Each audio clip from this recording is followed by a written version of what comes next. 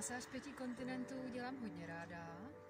Předtím jsem dělala klasické masáže a ty mě tolik nenaplňovaly, takže mě to vedlo pořád dál. A cítila jsem tady v tom velkou energii, tak proto jsem přijela k Zuzce a udělala jsem si prvé kurz masáže 5 kontinentů. A praktikuji to už téměř na každého klienta teďka. Někdy to ještě kombinuju s jiným druhem masáže. A klienti odcházejí doslova wow. Co se tobě třeba nejvíc líbí na masáži 5 kontinentů? Je to třeba celotělová masáže, bychom řekli? A co třeba jako tvoji klienti mají nejradši na tom?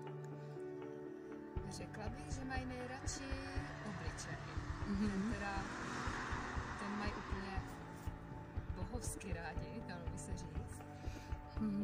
To je krásný hlazení už a vyjemňování duše až do hloubky, takže člověk tam usíná, rozprostírá se do větších a větších prostorů a dimenzí.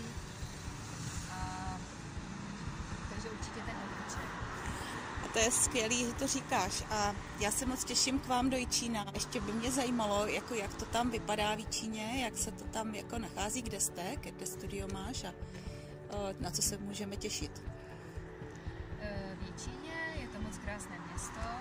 Nacházíme se v mém salonku přímo na Valdštejnově náměstí. Je to taková ulička z náměstíčka Fortna 43 a salonek je moc příjemný. Je tam